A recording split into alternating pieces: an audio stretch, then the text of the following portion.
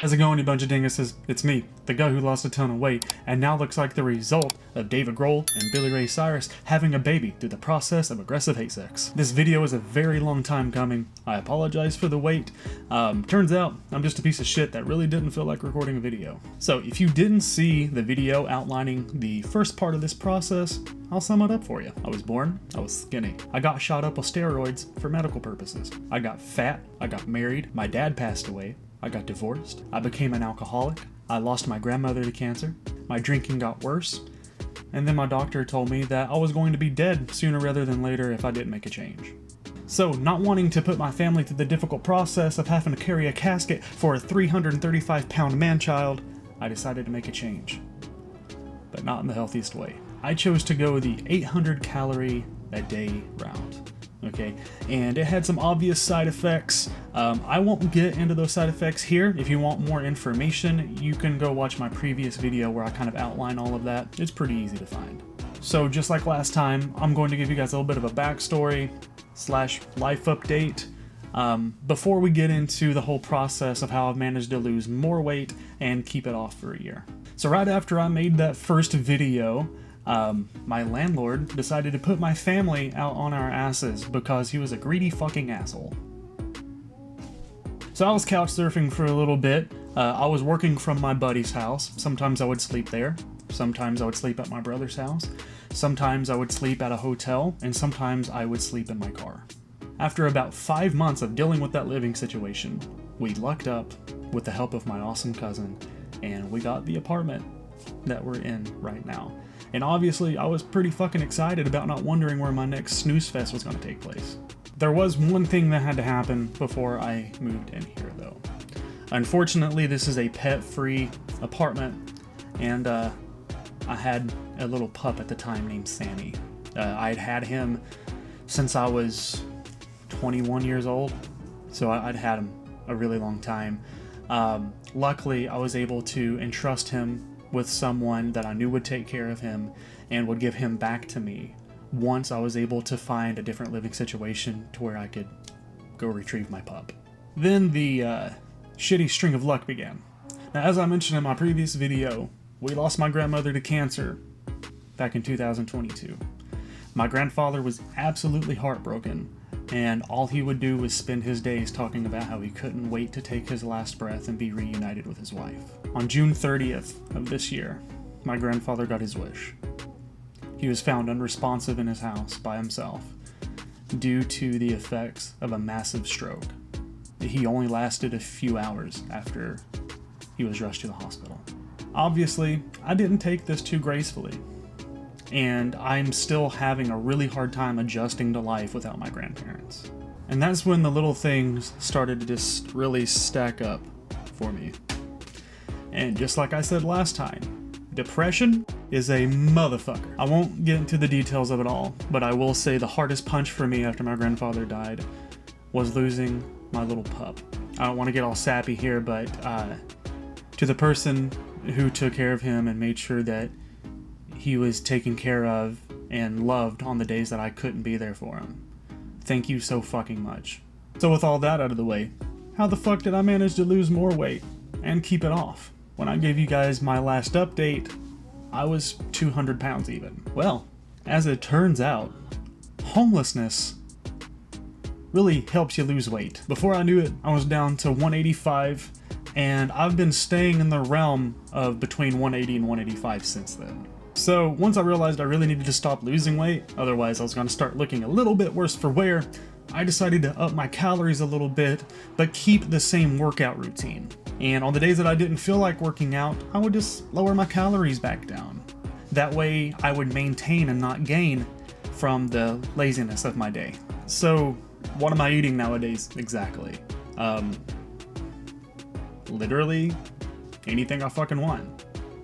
With exception, of course. So to kind of give you a little bit of a deeper insight that I didn't get to in my first video, I'm going to let you know how my eating habits were back then compared to now. So a lot of days, I would start my day out with 2 10-piece little chicken minis from Chick-fil-A. Like the little breakfast sandwiches with the fucking chicken nuggets in them. I would have 20 of those sons of bitches. 20 of those sons of bitches. Most of the time, I would skip lunch, but then we would have dinner. and it was from a fast food joint as well. Okay, so to kind of put just my breakfast into perspective for you. So just for breakfast, I was getting in 1,820 calories. Add that to the dinner that I would be shoving into my fucking gob, okay? Normally, Wendy's was my go-to, okay? And my weakness for Wendy's was the triple Baconator with a side of Baconator fries. Because America.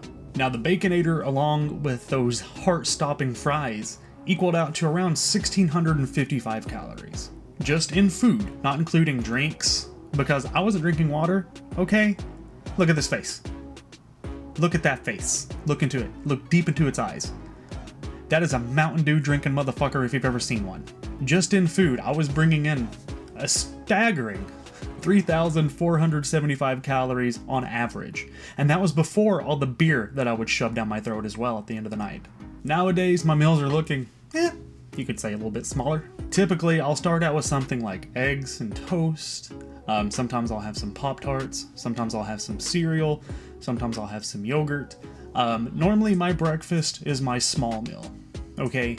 And then at the end of the day, that's when I get my bigger portion meal in. Now, for my main dish, like for my dinner, I'll do things like cauliflower chicken. Walmart has this awesome chicken. It's by this company called Cauliflower, okay? And instead of normal breading on the outside of the chicken, it's cauliflower breading. And it's literally 490 calories for the entire bag.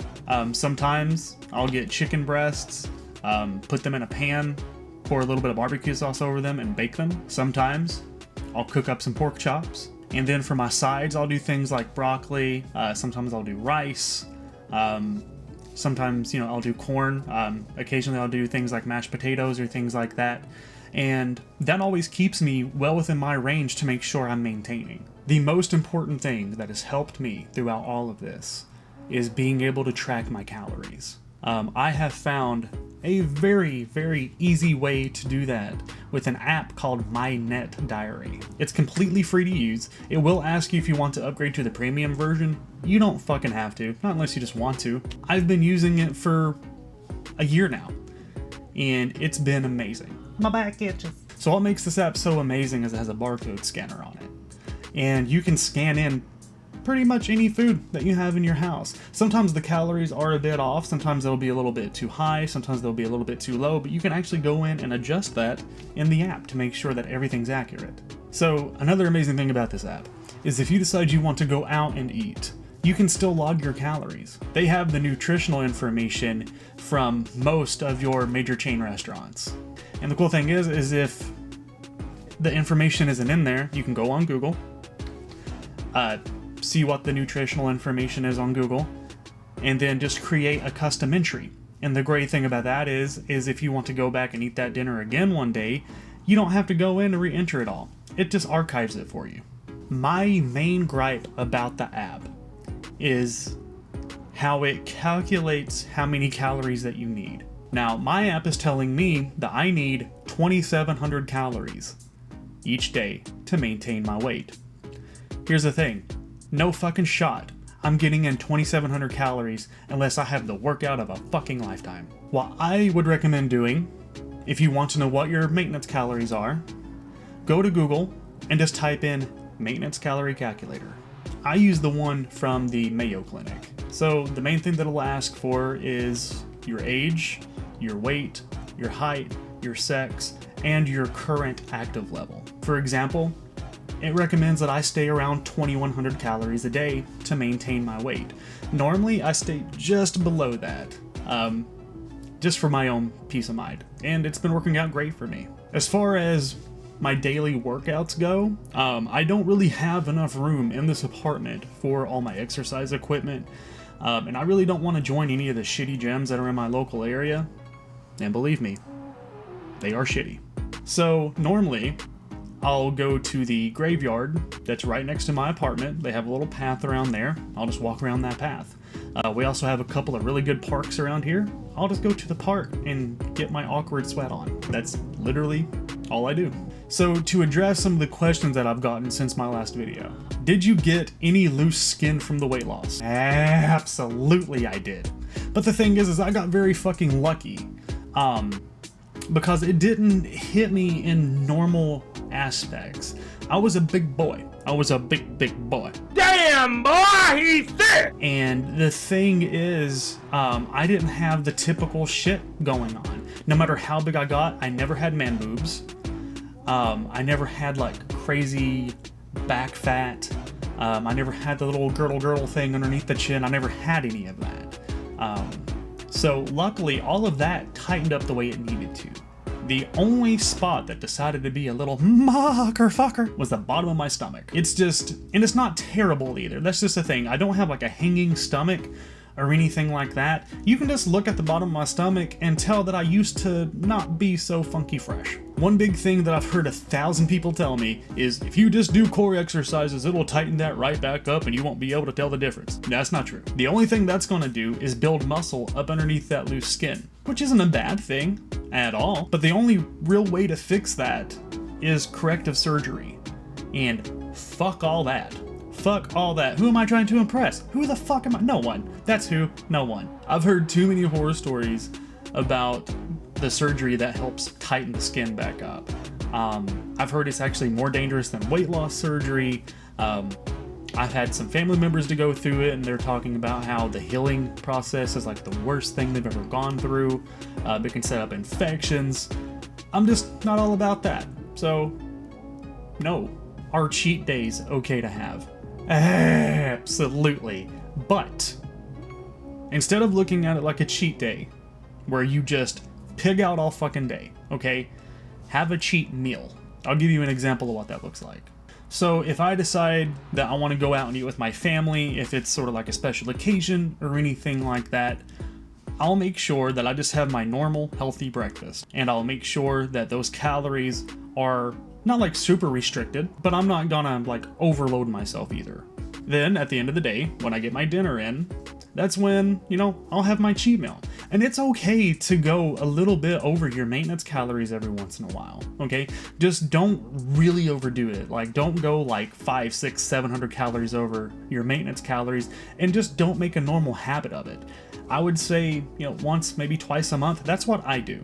Now, if you can handle more than that, absolutely. My problem is I make habits out of bad habits. Don't fucking do that. Are you still having the same health problems that you were facing? Yes and no. I have them a lot less frequently than I used to. Okay, now, when I first made that video, I was having lightheaded spells and heart palpitations on a daily basis.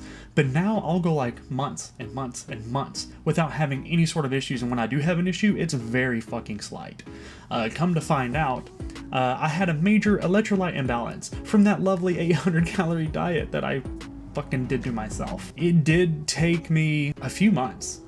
I'd say a good 4 or 5 months to start feeling normal again after I decided to up my calories and start giving my body the nutrients that it needed to survive. Alright guys, that's it. I hope you enjoyed this. I hope it was informational. If you guys have any questions that I didn't answer, fucking put them down in the comments, man. I'll be more than happy to fucking answer them, as long as you're not a dickhead. If you're a dickhead, I'm just gonna fucking ignore you. See you guys.